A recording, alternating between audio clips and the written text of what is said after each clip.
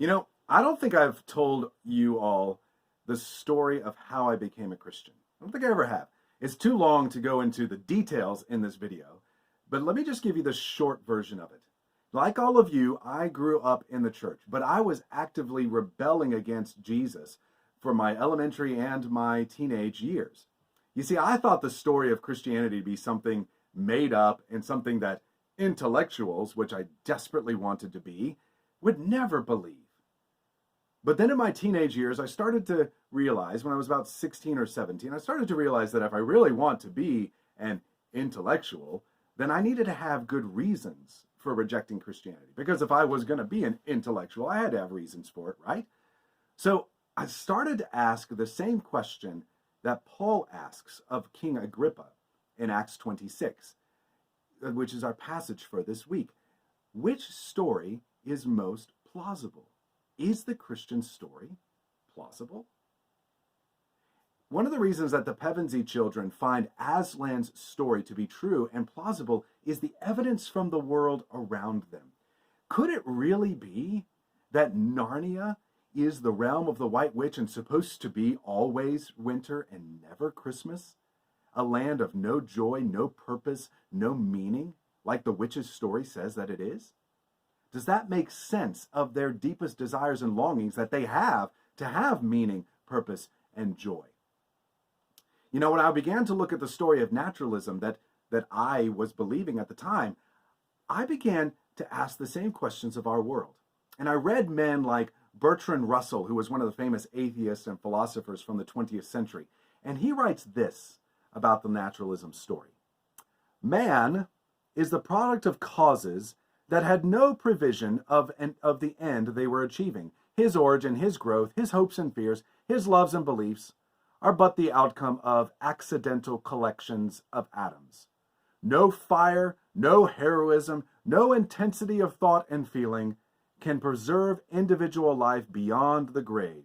All the labors of the ages, all the devotion, all the inspiration, all the noonday brightness of human genius are destined to extinction in the vast death of the solar system, and the whole temple of men's achievement must inevitably be buried beneath the debris of a universe in ruins. That is the story that naturalism offers. Always winter and never Christmas. It is a cold, dreary world where meaning and purpose and joy are really just deceptions. There really is no purpose, no meaning, no joy at all, and it is all destined to extinction in the vast death of the solar system. The postmodernism story is basically the same, except in that one, you have to try to make up meaning for yourself, and you might find joy if you do that. Is this really all there is? I asked myself. I said to myself, I want my life to have meaning, and so does everybody else in this world. Evolution has played a sick joke on us, supposedly the most evolved creatures on the planet, if meaning and purpose are nothing, and yet we're still searching for it. I mean, animals don't search for meaning and purpose. So if all these other stories are true, then we humans are actually the most deluded creatures on the planet, not the most evolved, because these other ones don't actually search for meaning and purpose, and neither should we. Yet when I looked at the Christian story, I saw it offered a story of a God who made us like himself, and then offers us eternal joy and meaning in relationship with him.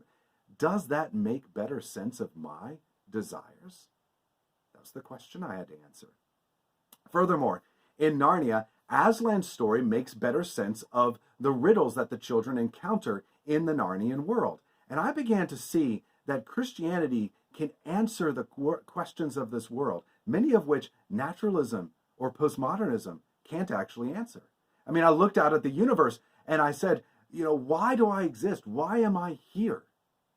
And yet naturalism's answer is you're an accident and you exist to preserve your genetic line. Postmodernism's answer is you exist to try to find a reason for existing. Could those really be the answers? I either exist to keep myself existing, or I exist to try to find a reason for my existence. Really, could those be the answers? Or I was a budding scientist, and I looked at the world around me and I thought, why am I here? Why is there something rather than nothing? Why is this universe so perfectly made for life on earth to exist? And again, the answer in the story that I was believing is it's all just a big fortunate accident. Or I realized I wanted certain morals to be true everywhere, all the time. I wanted murder to be wrong all the time. I wanted rape to be wrong all the time. I wanted racism to be wrong all the time. But in the naturalism story, there is no good reason for those to be wrong all the time. I mean, if survival and carrying on my genetic line is the reason that I exist, then there is no good reason why I shouldn't do anything possible to make sure that happens. I mean, animals don't care about murder, rape, or speciesism, I guess, in their case. Why should humans? I was asking myself these questions and over the years, and then when I made it to college and I was 19, I met a few Christians, like the Pevensey children met the Beavers and Mr. Tumnus, whom God used to show me love, kindness, and build my trust. They were brilliant people, and through them, God more and more showed me that the Christian story is far more plausible and worth trusting than all those other stories that I have been trying out. And so I can't pinpoint the date or the time exactly, but I know I became a Christian somewhere in the spring of 2001. And it was because I began to see that the Christian story is one worth believing, worth trusting, worth giving my life to. And the other stories were not. And I have not regretted that choice since then. Now, of course, I've had my fair share of doubts, like any Christian does. But even in those, I always came back to the question of, what is the alternative? These other stories are obviously not true and can't be. The Christian story is. So you guys think about that, and we'll talk more on Sunday.